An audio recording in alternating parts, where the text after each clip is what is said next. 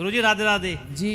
गुरुजी मैं आपसे ये जानना चाहता हूँ कि जैसे कहते हैं कि शराब मदिरा नहीं पीनी चाहिए, पाप है, इसको पीना भी पाप लगता है, तो जो भैरव बाबा मंदिर है उस पे शराब का प्रसाद चढ़ाया जाता है और बांटा जाता है, तो कितना सही है? आप पीते हो शराब? नहीं। तो जो शराब पीते हैं क्या वो भैरव बाबा हैं? नहीं। तो वो भैरव नहीं है तो फिर क्यों पीते हैं शराब? वो देवता हैं। वो कौन है? देवता। देवता हैं। भाई गंगा में इतने नाला मिल रहे हैं, पर वो सारे नालों को गंगा गंगा बना दे रही है। एक आध नाला आपकी घर तरफ छोड़ दिया जाए तो आपके घर में इतनी पावर है कि उस नाले को शुद्ध करके गंगा बना दे? नहीं। नहीं। इसलिए समर्थ को नहीं दोष गोसाई। गंगा में हजारों नाले रोज मिलते हैं पर गंगा नाला नहीं बनी, नालों को गंगा बना दिया। उसी प्रकार वो शराब क्यों पीते हैं ये अलग विषय है। वो देवता हैं। हमारे यहाँ देवताओं की पूजा नहीं होती ज्यादा, भगवान की पूजा होती है। इसलिए क्या कहते हैं हनुमान चालीसा में, और देवता चित्त न धरई। और देवताओं को चित्त में रखने की जरूरत नहीं है। हनुमत से या सर्व सुख, हनुमान जी को हृदय में रखो, भगवान को हृदय में रखो। अब देवता भी तीन प्रकार के हैं, सात्विक, राजस और तामस। तो ये उस कोटि के देवता हैं जो शराब इत्यादि पीते हैं। कोई बात नहीं, आप मत पीजिए। वो क्यों पीते हैं उन्हें पीने दीजिए। हम उनके देवताओं में जो अच्छाई है उसको ग्रहण कर लें, बाकी चीजें ग्रहण ना करें। वो पचा ले रहे हैं सारी शराब, है ना? जी गुरुजी। पर आप नहीं पचा पाओ, आप पियोगे तो आप अपने घर का नुकसान करोगे, पत्नी रोएगी, माँ रोएगी। इसलिए आपके लिए शराब पीना सही नहीं है। वो क्यों पीते हैं वो इस विषय पे मत जाओ। नहीं गुरुजी, हम तो पीते नहीं, हमारे परिवार में कोई नहीं पीता। हाँ। राधे राधे गुरुजी। गुरुजी मेरा प्रश्न ये है कि जैसे हम सभी देवी देवताओं की पूजा करते हैं, हाँ। राम लक्ष्मी सीता सभी की पूजा करते हैं, लेकिन उनमें से अपने इष्ट देव की पूजा मतलब उनका नाम स्मरण किस देवता का करें?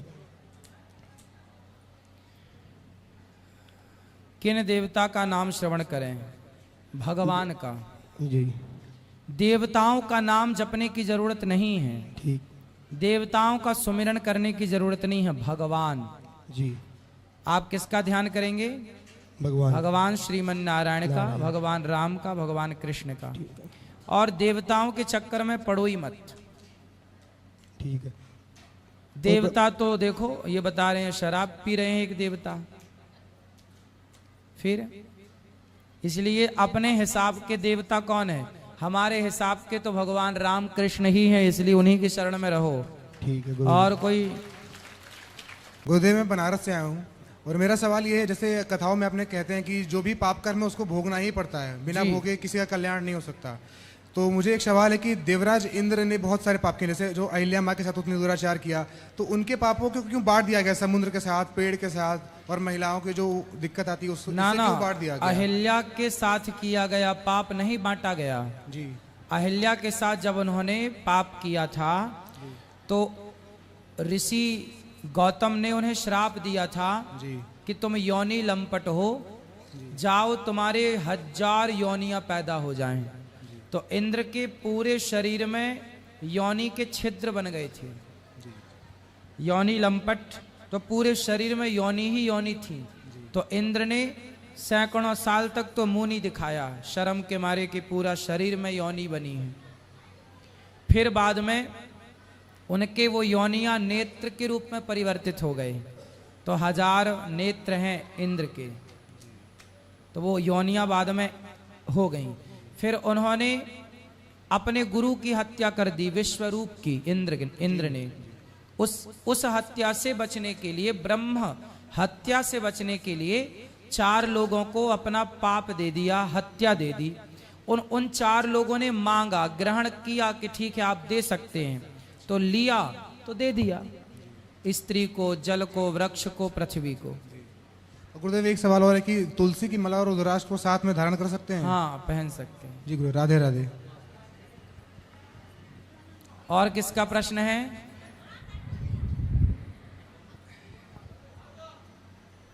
हाँ ले जाओ भैया, वो भैया सोफे पे बैठे, खड़े हो जाइए आप। जय श्रीमन नारायण गुरुजी। जय श्रीमन नारायण। गुरुजी आपने बताया था द्युतम पानम स्त्रिया सूना, मतलब ये 4 चीज कलयुग का वास होती है।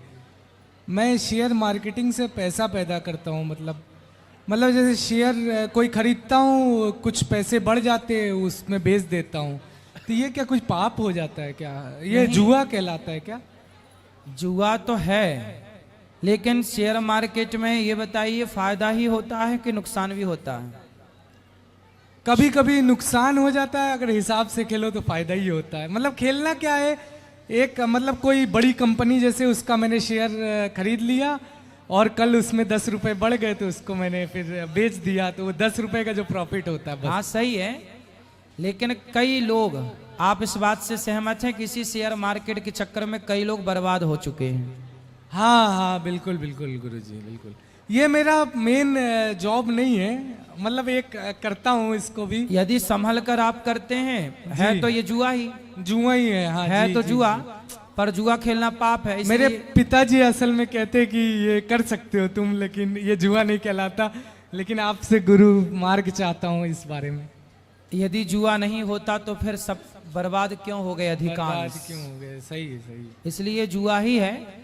और जो बर्बाद हुए हैं उनसे पूछो कि भाई अब खेलोगे? वो कहेंगे नहीं, मैं नहीं खेलूंगा। तो ये जुआ ही है एक प्रकार बहुत बहुत कृपा है आपकी प्रभु जी। खुश बहुत रहिए, बहुत खुश जय रहिए। श्रीमन नारायण। जय श्रीमन नारायण।